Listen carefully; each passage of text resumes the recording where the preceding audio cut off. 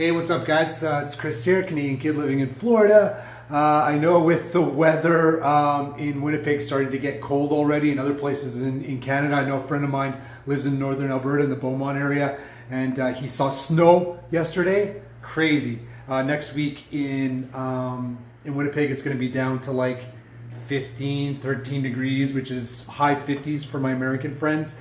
You may be thinking about your escape to Florida. If that's the case, if you've ever been curious about living and working in Florida as a Canadian or anywhere else in the United States, I'm going to try to link my video here somewhere on the screen or maybe in the comments on how I am down here living and working legally, what the process was. So that was a video, my first video basically. Today I'm going to go over some of the things that were a bit of an adjustment period for me coming from Canada, things that are different about living in the States. And some of them are pretty weird, so I'm going to get into a list. I think there's 13 or 14 of them. But first, before we do that, I'm going to show you why I live in Florida. We're going to go for a walk to the beach, and I'm going to do this on the beach. I only live about 5 minutes away, so let's go.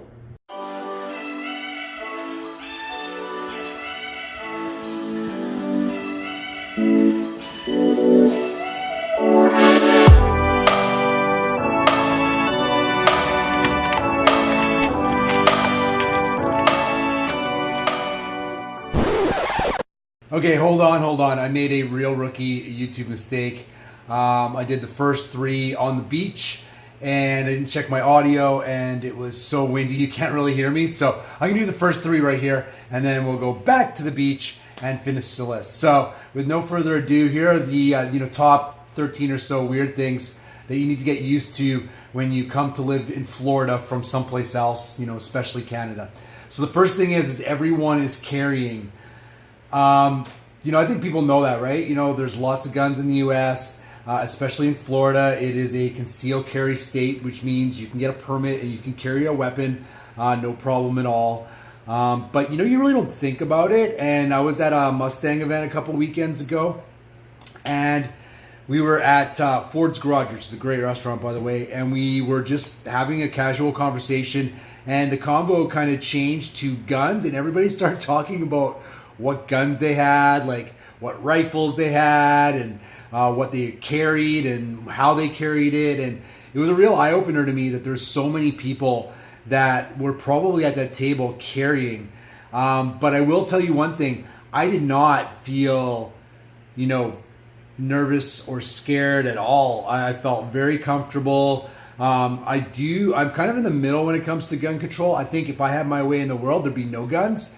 But obviously that's not the reality, and especially down here where your Second Amendment rights, allow you to have a gun.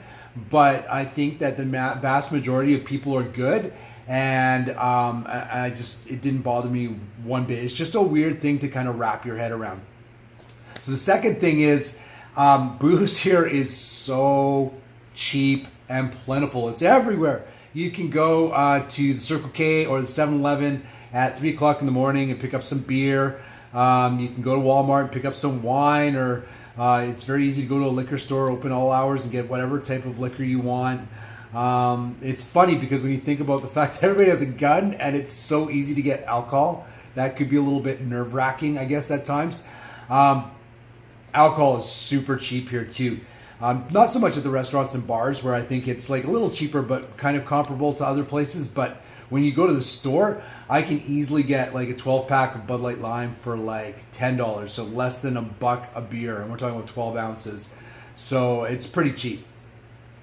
The third thing, and this thing is probably the thing I dislike the most about living in Florida, is that there's a film that forms on your windshield, on the inside and outside of your windshield in your car, no matter what you do. It's kind of like, I don't know if you ever had a smoker or you were a smoker in your car, the tar that forms on your window, and you Windex it off and it's all streaky and it's so hard to get it clean and it sticks in the corners.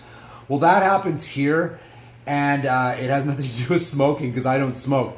Inside and outside, you Windex your car, you try to get that glass clean, and it's so hard. And within one night of humid weather, I think it's dirt, sticky humidity that forms on the glass.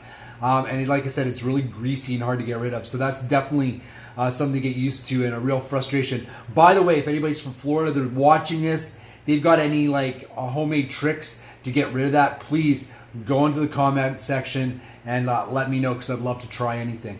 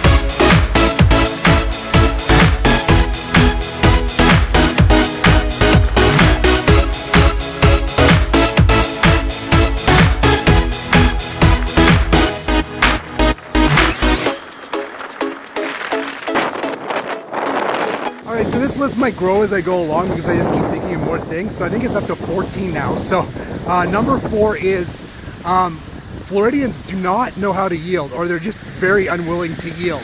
So when you come up to a yield and you're going onto a street, you know, in Winnipeg, people will stop, wait till it's safe, and then just advance onto the street. Well, Floridians are having none of that. They force their way onto the street. It does not matter. So you need to be prepared for that if you're the curb lane. And I find it particularly hilarious because they're extremely good at merging. They will let you in when you try to merge. Nobody gets into that weird thing that we do in Winnipeg where we feel like, no, you're in the wrong lane, you can wait, and all that stuff. You know what happens, right? No, here they actually merge, but they will not yield. And the funny thing is, in Winnipeg, everybody yields really well, but nobody knows how to merge. So maybe we need to have like a co-class and figure it out. But that leads me to another, bonus number 4, so I don't go totally off the rails, which is everybody here drives super fast. I see people getting pulled over and getting tickets. I have no idea why, to be honest with you, because there'll be a road, it'll be like, the speed limit will be like 45, which is about 70 kilometers an hour. I will be going 52 or 53, so over 80 kilometers an hour. A cop will go by me, not like on an emergency or anything, just driving. He'll be doing like 55, 56, and there'll be 2 cars right behind him following him. So I really don't know what gets you a ticket in Florida, but I do see people getting pulled over, so apparently it happens. So number 5 is down here, everything is trying to kill you. The weather tries to kill you, flash floods, hurricanes. The wildlife tries to kill you. Gators will try to kill you. There's spiders that will try to kill you. There's cougars and jaguars. There are snakes, obviously, will try to kill you down here. So there's a lot of animals who really want to kill you down here in Florida. Although, I will say, you don't really come into contact with them that often. I've seen a couple of gators, and I know that you have to be careful around lakes and stuff like that for water moccasins. They're black snakes, and they are dicks. They don't care. They don't like just attack when they feel threatened. They will come at you just for the sake of it. So you see a black, they call them, I think they call them cottonmouths as well. You see a black snake down here, run for your life, I guess. I don't know. I don't even know if that's the right thing to do, so don't listen to me. On the flip side of that, number 6, there are geckos everywhere, and geckos will not try to kill you. Geckos are absolutely adorable. I had a gecko when I was in Winnipeg. His name was Gus. He was amazing. The geckos here, there are so many different colors and shapes and sizes. They eat insects, so if they're in your house, it's a good thing. I'll also say, on a side note, I haven't seen many bugs in my apartment at all. I saw one palmetto about 3 months in. I've seen like a couple of flies, a mosquito, a couple of fruit flies, and that is it. So this thing about bugs being everywhere in Florida, I don't know. I guess it depends on where you might be. I think if you're in the Everglades, maybe, but not down here. The thing about this list is that there's always a yin and a yang to everything I say, and it's kind of funny that way. So here's a couple more, and I don't know what number we're at now. I think 7 or something. I'm gonna lose track of numbers, sorry. They make you pay for everything down here. And I know some places in Canada it's like this, but you know, where I'm from in Winnipeg, not really. But they make you pay for everything. You have to put a deposit down for everything. So moving down here is initially extremely expensive. You have to pay for trash, you have to pay for water, you have to pay for sewer, you have to put the deposits down for everything. They will nickel and dime you until you're like bankrupt, which is crazy. So the converse side of that is Florida does not have a state income tax, which is huge. Because we have so many tourists down here, it's just they don't need to charge an income tax, which makes it much more affordable to live down here. And the cost of living actually is pretty great. I would say I'm much better off here than I was in Winnipeg. I also did get a bit of a raise, but that's another weird thing is salaries seem to be more down here as well, even though the dollar is worth more as compared to the loonie. So that's odd. So here's the other two pairs. So I guess this would be 9 and 10, which would be 9. Everybody here complains about the heat. Oh my gosh, it's so hot, and they're running their AC like 24 hours a day. Like, it's incredible. Like, they'll have their house at like 70 degrees, which is 20 degrees. I don't get it. I came down here because I like the weather. I run my AC when I get home from work. I have it off during the day. I run it for a couple hours when I get home during the summer just to get it bearable.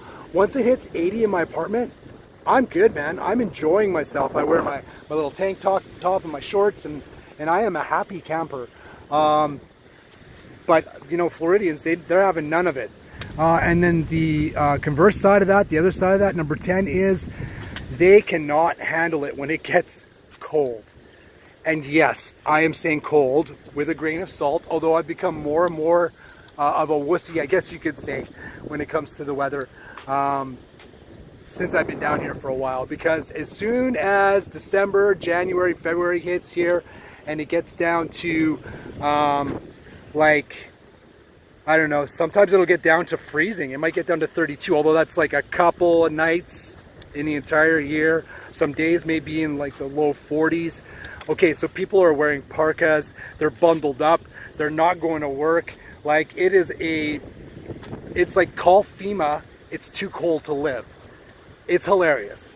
And then they see idiots like us walking around with their shorts on and it's like 60, they're like, they know you're a tourist right away. If you're swimming in the Gulf of Mexico and it's not summertime, you're definitely a tourist. We know that right away.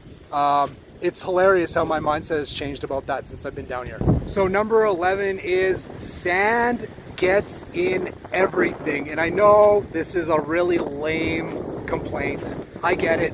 But you know, I'm cleaning out my engine, my Cobra, and man, like I have to use like a special brush and a leaf blower and a vacuum. You know, you get it, it actually sticks to the side of your furniture because of the humidity. So you have to be doing a lot of sweeping. But I will say this, of the sand that I suffer being here in Florida and have to deal with, as opposed to the sand that I used to suffer, you know, living in Winnipeg when they sand the roads, I will take this sand right here 10 times out of 10 because it comes with this view. Can't complain about that. So the 12th thing is stinky irrigation water. Oh my gosh, I'm still not used to it, and I've been down here for a while. Now, if you live in Orlando, there's a real sulfur taste to the water, and it's just where the aquifer comes from. And the more you refrigerate it, the better it gets. But down here, like, the water that they use to irrigate is not from the same water table that you use to drink and shower and that stuff. It's recycled water, and man, it smells like eggs sometimes. It is gross. And sometimes you wash your car with that water, it's like, really takes the joy out of washing my car for me. And finally, the 13th thing is red tide sucks, especially considering it's a man-made issue. Although it does happen in nature, it happens, we really exacerbate it, and it's the worst it's probably been in a very long time. people who are from Florida have been talking about it right now. Thousands and thousands of dead fish, dead dolphins, dead manatees. The smell is terrible. Like I said, I've got an itchy throat right now because it's in the air. So hopefully they're actually electing a new governor here right away. Hopefully that guy will actually care about the sea, and he'll take care of it, because, you know, take a look at this. Don't you want to save this?